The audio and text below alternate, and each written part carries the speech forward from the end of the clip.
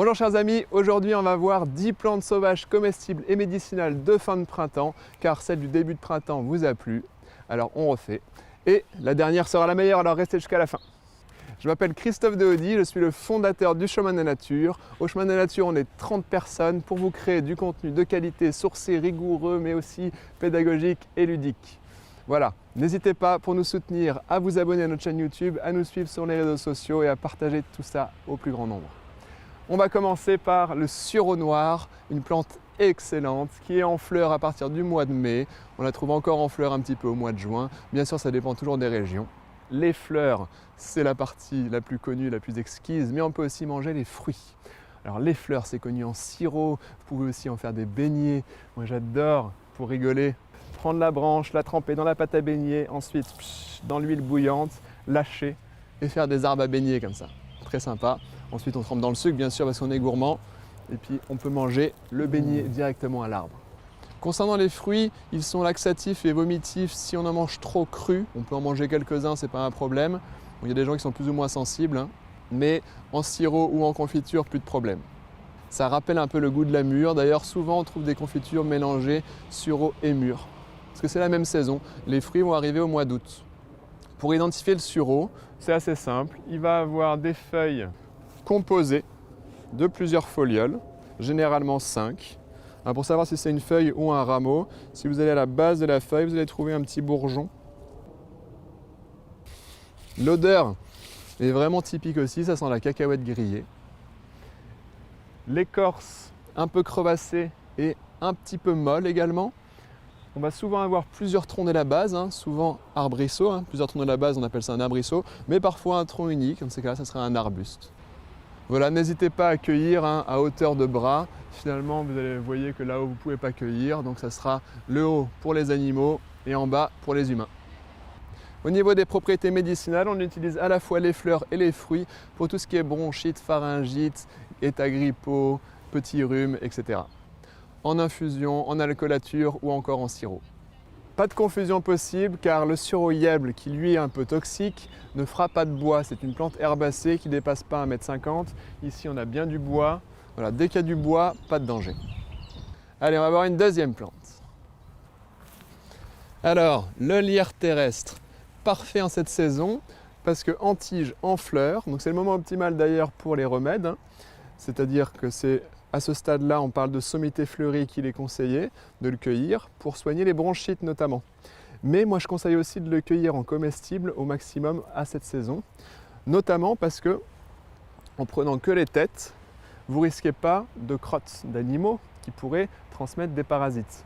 Alors en prenant les têtes, ce sont les dernières parties à être sorties, le risque est vraiment diminué, vraiment de beaucoup. Donc vous pouvez éventuellement en faire cru, des pestos, ciselés hachés sur une poêlée de champignons, c'est très bon, à mettre dans la salade, ou alors vous pouvez les cuire aussi, elle n'a plus de risque pour les parasites, faire des infusions, faire des sirops, etc. etc. C'est un délice. C'est vraiment une plante aromatique incroyable de la famille des lamiacées, c'est-à-dire la famille des menthes, de la mélisse, mais aussi d'autres plantes très intéressantes.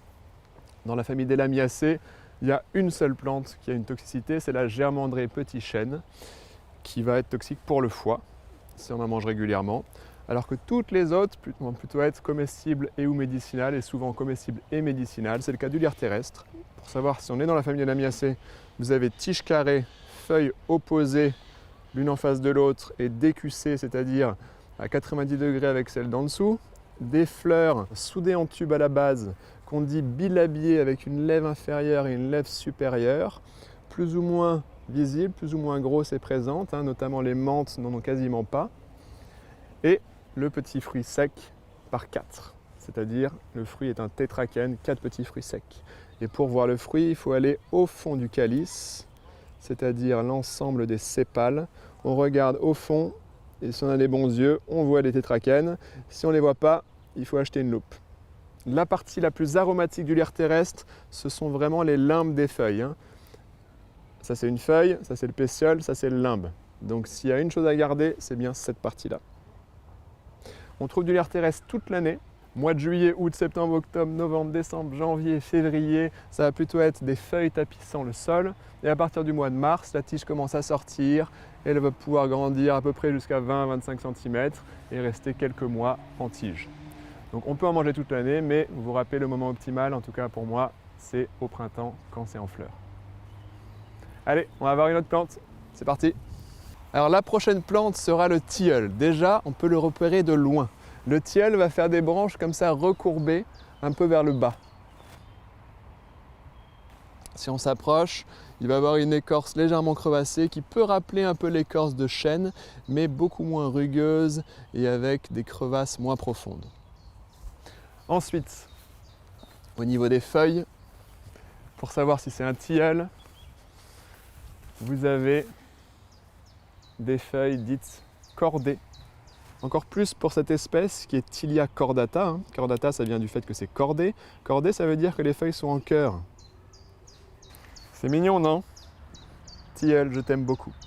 Alors, encore plus cette espèce, parce que celui-ci, le tilleul à petites feuilles ou le tilleul à feuilles en cœur, va être beaucoup plus doux au goût, un peu sucré, beaucoup moins velu, c'est-à-dire avec une consistance plus intéressante. Et sous les feuilles, pour l'identifier, vous pouvez regarder des petites touffes de poils roussâtres. Voilà, s'il y a des poils roux sur quelqu'un, sur quelque chose ou sur une plante, c'est très bon signe. Donc les feuilles sont optimales, excellentes à manger crues mais aussi cuites au mois d'avril. Mais au mois de mai c'est super aussi, au mois de juin c'est génial aussi. Et j'en mange finalement jusqu'au mois de septembre. Mais à partir de, on va dire, septembre, je commence plutôt à les cuire et à plus les nettoyer encore parce que potentiellement il y a de l'accumulation de poussière, de terre et de pollution en tout genre. Donc je les nettoie bien et je les cuis. Voilà. Par contre, au début du printemps, quand elles sont toutes jeunes, toutes belles comme ça, je mets les mains dans le dos et je me transforme en ruminant. Très important ce léger mouvement de cou sur la droite pour plus de style. Vous avez de la cueillette à tous les niveaux sur 30 mètres. C'est large, c'est pas plus abondant et pas plus productif qu'un arbre. Bon, si on ne sait pas grimper aux arbres, on glane un petit peu les branches accessibles. Comme vous voyez, elles le sont souvent vu que les branches sont retombantes. Et si on sait grimper aux arbres, on grimpe et on va cueillir à différents niveaux. Et là, on a encore plus d'abondance. Ne vous inquiétez pas, on ne va pas déshabiller l'arbre, ça repousse en plus. Donc pas trop de risques pour abîmer l'arbre, la santé de l'arbre. Et les fleurs vont arriver ensuite.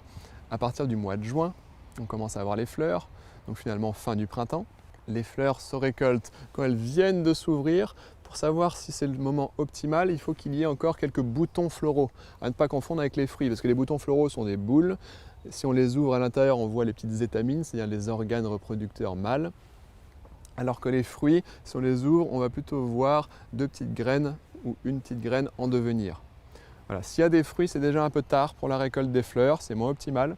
Donc il faut qu'il y ait quelques boutons floraux, une vingtaine de pourcents je dirais, et là on les récolte avec leurs bractées. Et on va pouvoir faire des infusions soit plaisir, aromatiser même des crèmes dessert, faire des limonades, aromatiser du vin, faire des infusions plaisir avec un peu de miel, c'est trop bon.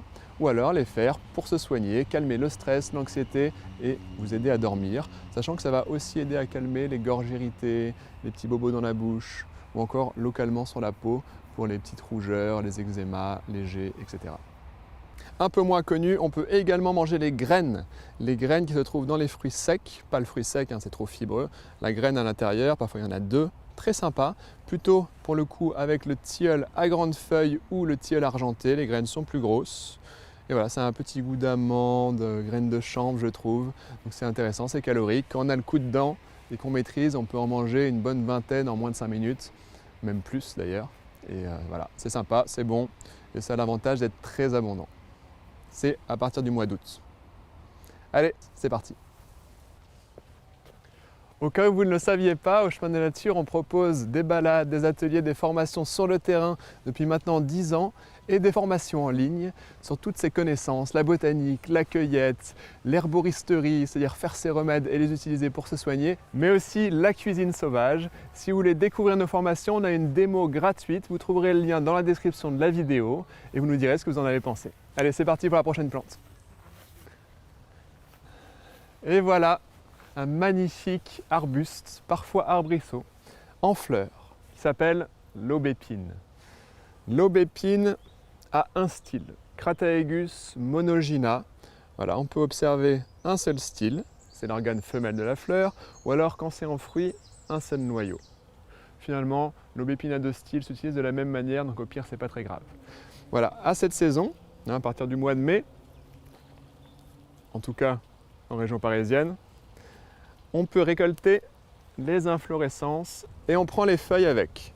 D'ailleurs, les feuilles, pour info, sont typiques, légèrement découpées, on dit lobées, assez profondément pour cette espèce, moins profondément pour l'autre espèce, et avec des petites dents sur les lobes. Là, c'est le stade optimal parce qu'on voit quelques boutons floraux. Ça aurait pu être cueilli un peu plus tard pour que ce soit encore plus optimal, mais l'avantage quand on a des boutons floraux, c'est qu'on est sûr que celles qui sont ouvertes sont bien fraîches, viennent de s'ouvrir et sont donc à leur stade optimal. Voilà, quand il y en a pas mal de fanés, c'est un peu moins bien.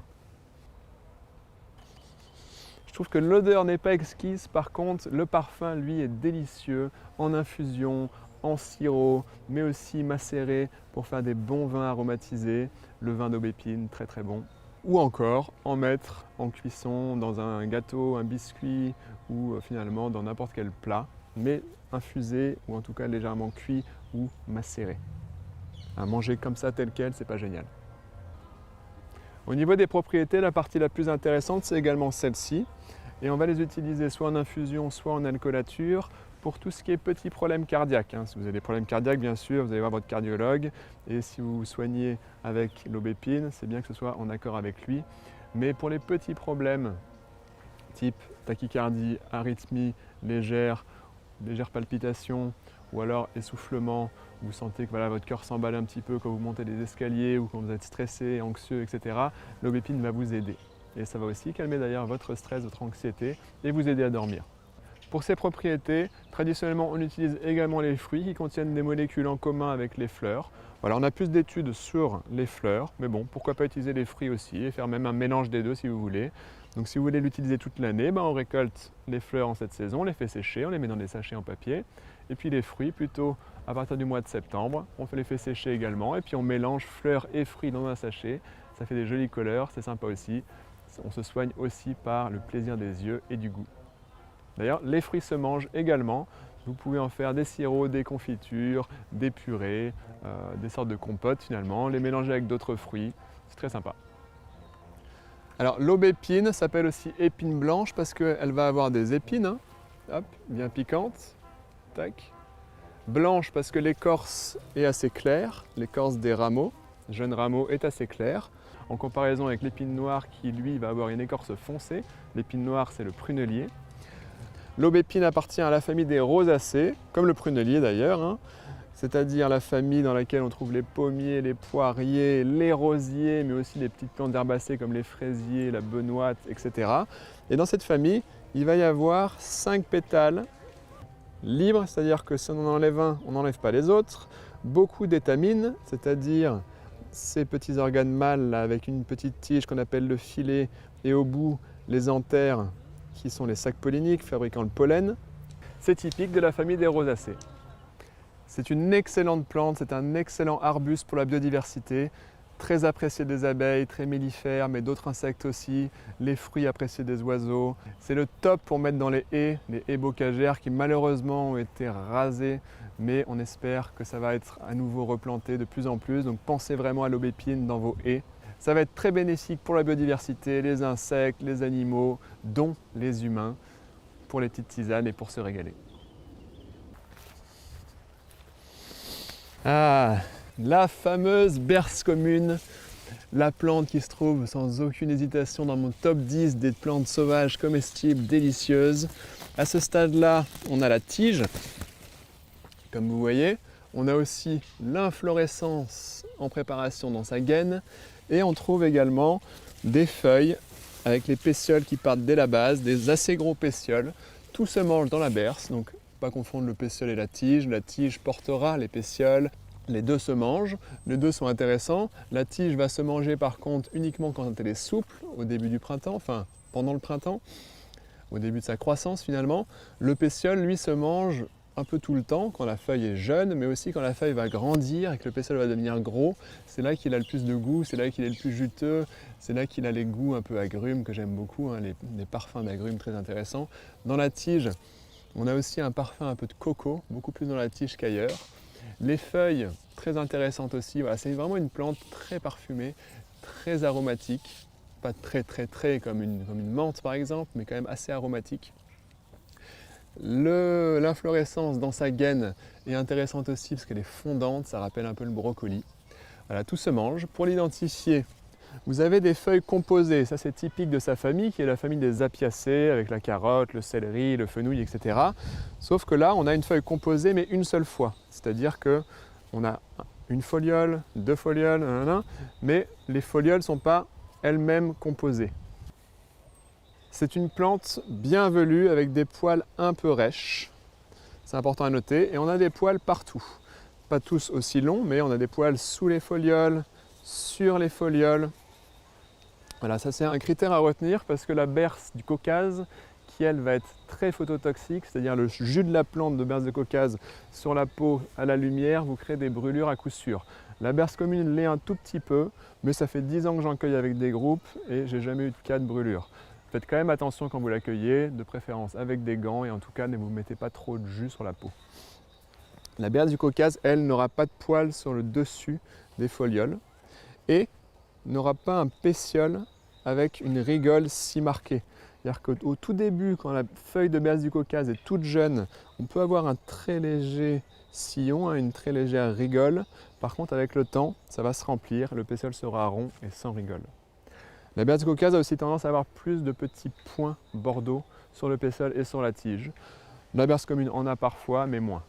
Voilà, la berce commune, elle est abondante, elle est commune, comme son nom l'indique. Vous pouvez la manger crue, vous pouvez la manger cuite. J'adore en faire des sortes de tartinades, type pesto. Les fruits qui vont arriver un peu plus tard dans la saison, à partir du mois de juin, juillet, sont excellents aussi avec un goût de zeste d'orange délicieux. Qu'ils soient frais, qu'ils soient secs, je les utilise à toutes les sauces, c'est un vrai bonheur. Alors dans cette famille, il y a 4 plantes mortelles. Grande ciguë, petite ciguë, ciguë vireuse et Eunanthe safranée. Elles ont un point commun, c'est de ne pas avoir de poils. Donc si vous voyez des poils sur une plante de la famille des apiacées, déjà vous pouvez éliminer les 4 mortelles. Si vous voulez en savoir plus sur la famille des apiacées, sur la grande ciguë, etc., on a des vidéos sur la chaîne YouTube, il suffit de taper ces mots-clés.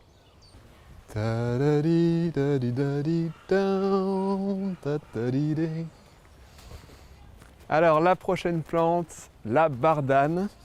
Petite ou grande, c'est pareil. Pour savoir si c'est la petite bardane ou la grande bardane, c'est simple. Vous prenez le pétiole. S'il est plein, comme ici, c'est que c'est la grande bardane, Arctium lapa.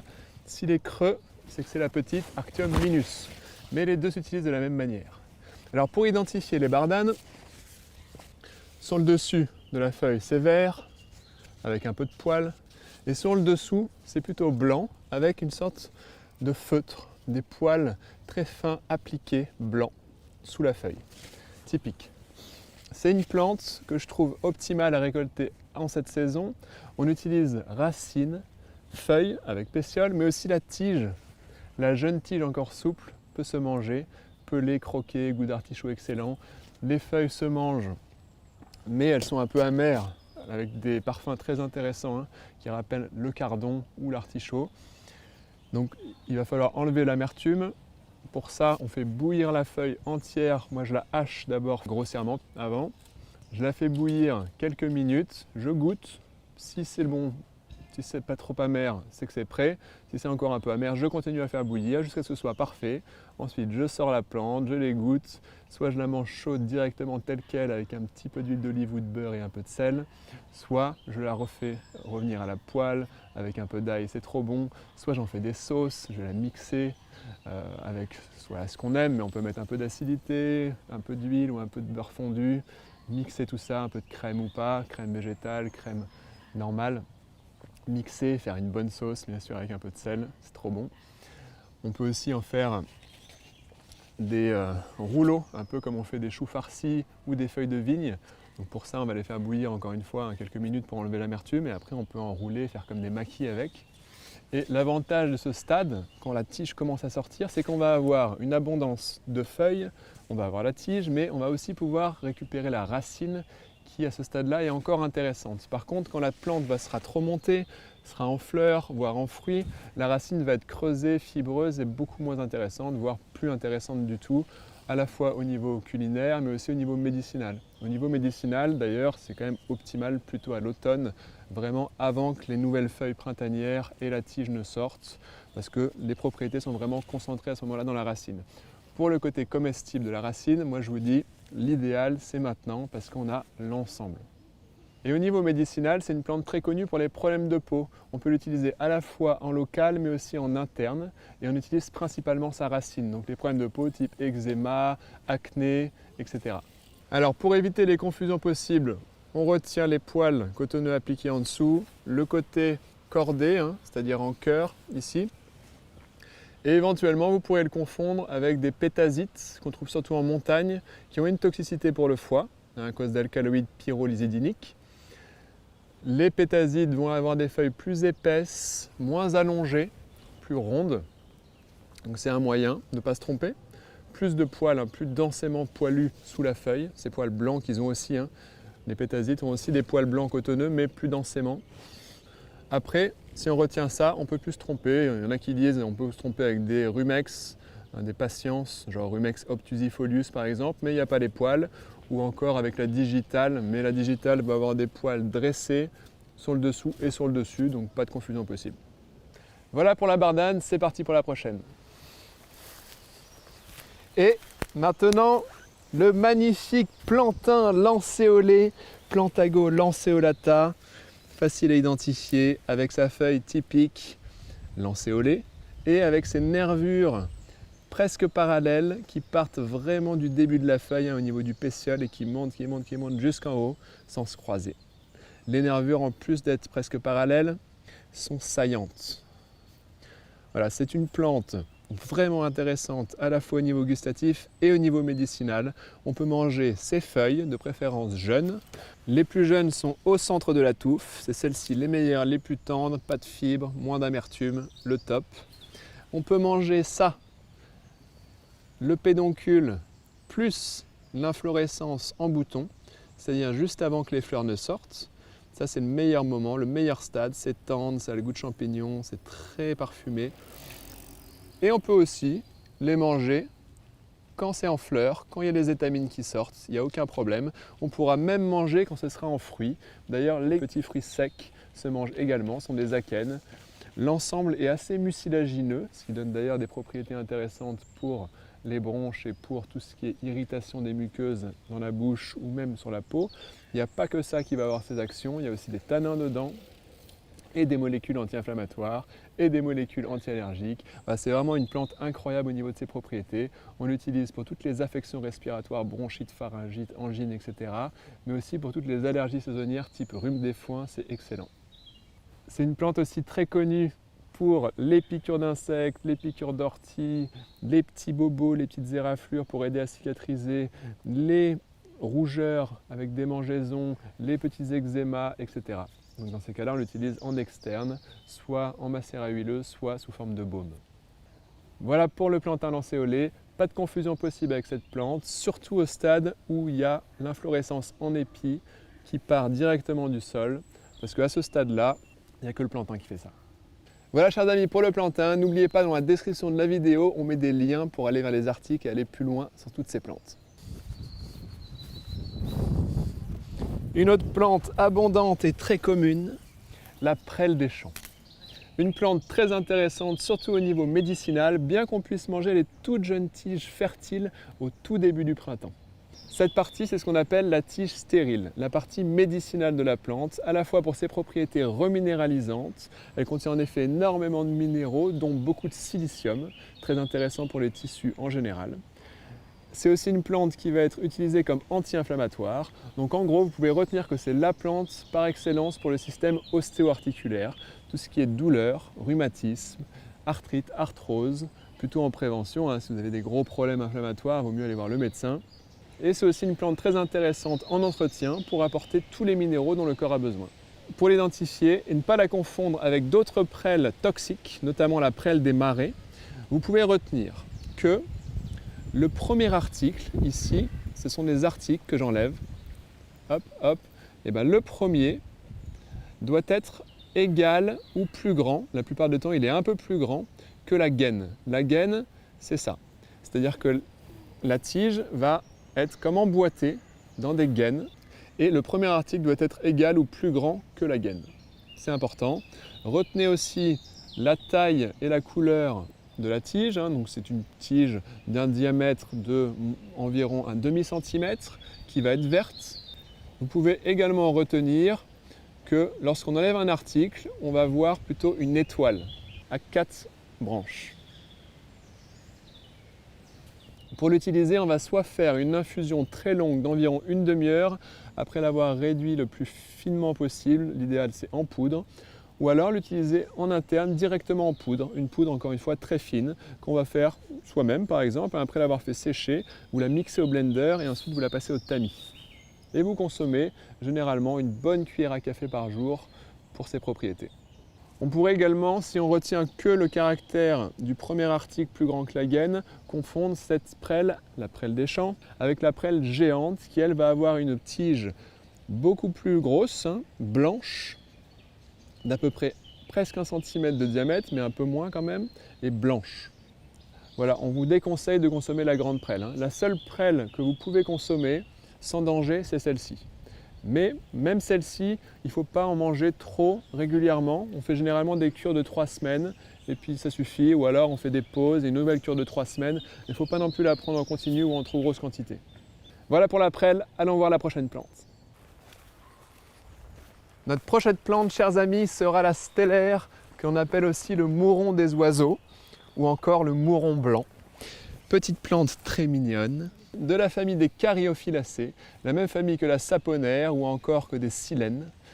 Pas mal de plantes comestibles dans cette famille, en tout cas peu de plantes toxiques.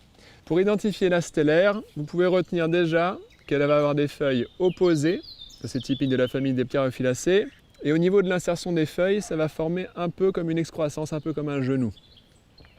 Pour ce qui est de la stellaire, il va y avoir une ligne de poils très souvent.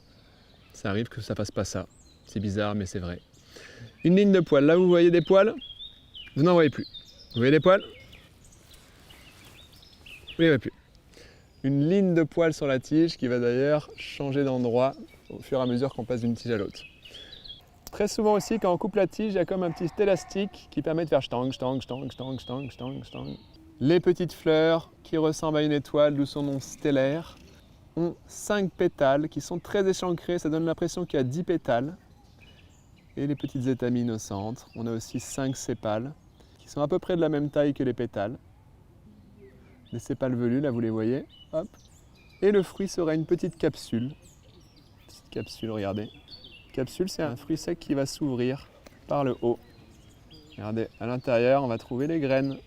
Tout se mange dans la stellaire, vous pouvez la manger crue en salade, c'est très bon, c'est un petit goût de noisette, très agréable, c'est pas fibreux du tout, donc parfaite en salade. Vous pouvez la manger cuite également, faire un velouté, faire revenir à la poêle, finalement de toutes les manières que vous pouvez, que vous voulez, comme les épinards. Voilà, peu utilisé en médicinal, on lui préfère sa cousine, la saponaire, pour tout ce qui est bronchite. Voilà pour la stellaire Stellaria media, c'est parti, on va voir une autre plante. Comme promis, pour terminer, une plante que j'adore, le coquelicot. On peut utiliser ses jeunes feuilles, avec modération quand même, il ne faut pas en manger de grosses quantités parce qu'il y a quand même dedans des molécules qui pourraient être un peu toxiques si on en mange de grosses quantités. On peut manger également ses fleurs, on peut manger également ses boutons floraux. Par exemple, fait comme des câpres, sorte de pickles, on fait bouillir du vinaigre avec de l'eau, on met un petit peu de sel, un petit peu de sucre, un petit peu d'épices si on veut, tout ce qu'on aime en termes d'arômes et de parfums. On verse ça sur les boutons floraux dans un bocal, on referme, on met l'étiquette, boutons floraux de coquelicot, un petit bonhomme smiley, c'est important, et on se régale 2 semaines après. Voilà, on peut manger également ces pétales, typiques d'un beau rouge, très souvent avec du noir dans le fond. Ça, c'est pour attirer les insectes, les abeilles notamment. On peut les mettre en déco, mais on peut aussi en faire des sirops qui vont avoir une magnifique couleur.